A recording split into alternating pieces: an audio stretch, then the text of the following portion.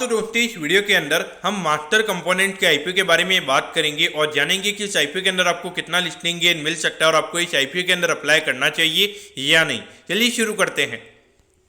तो देखिए सबसे पहले हम ये जानेंगे कि ये कंपनी क्या काम करती है। तो देखिए जो कंपनी है 1999 में ये कंपनी स्टार्ट हुई थी, यानी कि लगभग 22 से 23 साल ये कंपनी को स्टार्ट हुए हो चुके हैं। तो देखिए ये जो कंपनी है, कंपनी प्लास्टिक इंजीनियरिंग से रिलेटेड जो भी कंपोनेंट्स होते हैं वो ये कंपनी हमें बनाती हुई नजर आती है। तो नॉर्मली अगर हम देखेंगे ये कंपनी का जो मेन काम की अगर हम बात करेंगे, जो मटेरियल्स वगैरह होते हैं तो उन्हें ये कंपनी मोल्डिंग वगैरह करने का ये कंपनी हमें काम करती हुई नजर आती है। तो जिससे जो इलेक्ट्रिकल, मेडिकल और जो इंडस्ट्रियल के जो नए प्रोडक्ट बनते हैं तो उसे ये कंपनी वो बनाने का काम करती है।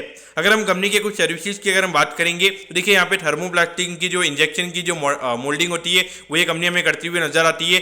थर्मोसेट इंजेक्शन की जो मोल्डिंग होती है वो ये कंपनी हमें करती हुई नजर आती है।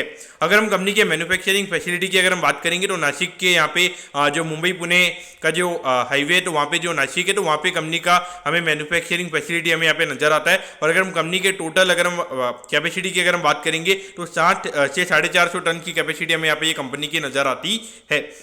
और अगर हम मोल्डेड रेंज की अगर हम बात करेंगे तो 1 ग्राम से लेके 1500 ग्राम तक के जो मोल्डेड रेंज के यहाँ पे जो कंपनी के प्रोडक्ट्स हैं वो ये कंपनी हमें मैन्युफैक्चर करती हुई नजर आती है। उसके अलावा अगर हम देखेंगे तो अभी करंटली कंपनी के अंदर 25 एम्प्लॉइज हमें यहाँ पे काम करते हुए नजर आते हैं। तो देखा जाए तो कहीं ना कहीं मेरे ख्याल से जो 25 एम्प्लॉइज है, यानी कि अगर आपका मैन्युफैक्चरिंग सेटअप है तो 25 एम्प्लॉइज कहीं ना कहीं मेरे ख्याल से यहाँ पे मुझे ये नंबर कम नजर आता है। और ये जो कंपनी है, कंपनी हमें मास्टर ग्रुप की कंपनी हमें यहाँ पे पार्ट नजर आती है, जिसकी अगर हम ऑल ओवर अगर हम पूरे ग्रुप की अगर हम बात करेंगे तो 3 फैक्ट्री से भी ज्यादा हमें यहाँ पे पूरे मास्टर ग्रुप की फैक्ट्रीज यहाँ पे नजर आती है। और उसके अलावा लगभग 120 एम्प्लॉइज हमें यहाँ पे टोटल पूरे ग्रुप के नाम में काम करते हुए नजर आते हैं। अब अगर हम ऑब्जेक्टिव की अगर हम बात करेंगे तो यहाँ पे मुझे ऑब्जेक्टिव आप सभी को पता ही होगा कि अगर आप मेरी वीडियो देख रहे हो तो यहाँ पे जो वर्किंग कैपिटल के लिए जो कंपनी आईपीओ लेकर आती है वो मुझे बिल्कुल भी पसंद नहीं आती है। क्योंकि देखिए वर्किंग कैपिटल के लिए जब आप पैसा लेकर आते हो तो इसका मतलब ये कि आप पैसा रेज कर रहे हो तो आपको ये मालूम नहीं है कि आपको उस पैसे से क्या करना है। क्योंकि अगर आपको नॉर्मली अगर आपको ग्रोथ वगैरह अगर करनी है तो आपको पूरा डायरेक्शन होना चाहिए, तो वहाँ पर इन्वेस्टर्स को भी पता चल जाता है कि आपको क्या करना है। तो मेरे ख्याल से देखा जाए नॉर्मली यहाँ पे कंपनी का आईपीओ लेकर आ रहे हैं यहाँ पे, तो उससे यहाँ पे कुछ यहाँ पे कंपनी का कोई ग्रोथ नहीं है, कुछ यहाँ पे डायरेक्शन नहीं है, कंपनी का कुछ यहाँ पे प्लान नहीं कि उनको आगे जाके क्या करना है। ये क्लियर कट हमें यहाँ पे कंपनी के ऑब्जेक्टिव से यहाँ पे पता चल जाता है। अब अगर हम यहाँ पे कंपनी के प्रमोटर्स की अगर हम बात करेंगे तो देखिए मुद्दूराज कुलकर्णी जी और उसके अलावा श्रीकांत जोशी, ये दोनों में यहाँ पे कंपनी के प्रमोटर्स नजर आते हैं।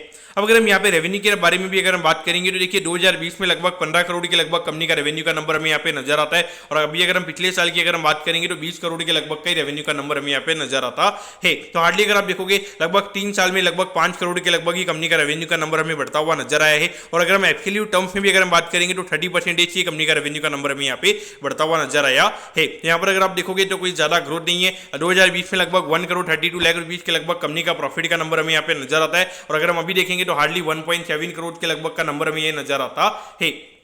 तो ऑल ओवर देखा जाए तो प्रॉफिटेबिलिटी में भी हमें यहाँ पे कोई ज्यादा ग्रोथ के नंबर देखने को नहीं मिलते और प्रॉफिटेबिलिटी में भी कोई ज्यादा ग्रोथ के नंबर नहीं है। यहाँ पर कहीं ना कहीं देखा जाए तो ये कंपनी के अंदर कंपनी के अगर हम बिजनेस की अगर हम बात करेंगे तो फाइनेंशियल्स में हमें यहाँ पे कोई भी मजा यहाँ पे नजर नहीं आता है।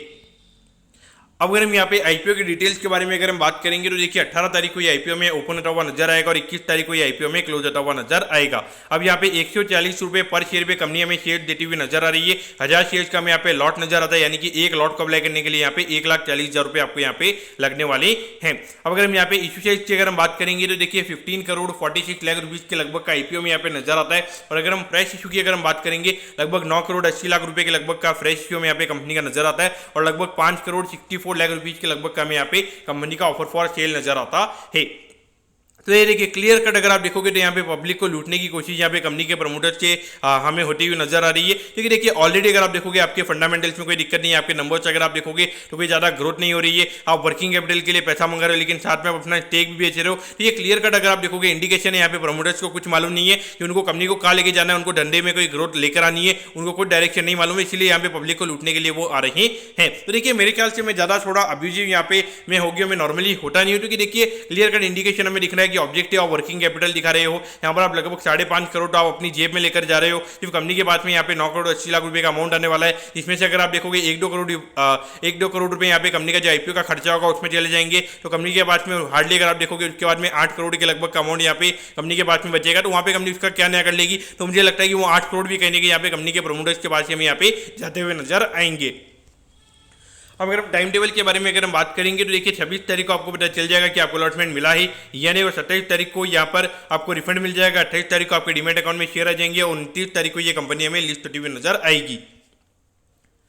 अब एट दी एंड अगर हम वैल्यूएशन के पैरामीटर्स की अगर हम बात करेंगे तो देखिए मेरे ख्याल से वैल्यूएशन का पैरामीटर्स के रिलेटेड बात करने के लिए मेरे ख्याल से कोई सेंस नहीं है, मुझे यहाँ पे कंपनी के अंदर कोई लॉजिक नजर नहीं आता है। भले ये कंपनी मेरे को 20 करोड़ पे मिलेगी या फिर 15 करोड़ के मार्केट कैप पे भी मिलेगी, मैं यहाँ पे आईपीओ के अंदर अप्लाई नहीं करने वाला हूँ, क्योंकि देखिए क्लियर कट अगर आप देखोगे सारी चीजें अगर हम मिला के देखेंगे तो क्लियर कट हमें यहाँ पे चोरी का इंडिकेशन यहाँ पे नजर आता है। आप एक वर्किंग कैपिटल का रीजन बता रहे हो और उसके अलावा आप यहाँ पे 5.5 करोड़ का जब आपकी कंपनी की कोई वैल्यू नहीं है, जहाँ पर अपना प्रमोटर्स अपना स्टेक बेचते हुए हमें यहाँ पे नजर आ रहे हैं, तो मुझे ये सारी चीजें बहुत ज्यादा नेगेटिव यहाँ पे नजर आती है। मेरे ख्याल से तो यहाँ पर आपको क्लियर कट ये आईपीओ को अवॉइड करना चाहिए और मैं तो पर्टिकुलरली ये आईपीओ को अवॉइड करने वाला और इसके बाद मैं ये कंपनी को देखूंगा भी नहीं। तो दोस्तों मैं कहता हूँ कि मास्टर कंपोनेंट के आईपीओ के बारे में आपको सब कुछ समझ में आ गया होगा। अगर आपकी कोई भी क्वेरीज है आप कमेंट कीजिए, मैं जरूर आपके कमेंट पर रिप्लाई करूंगा।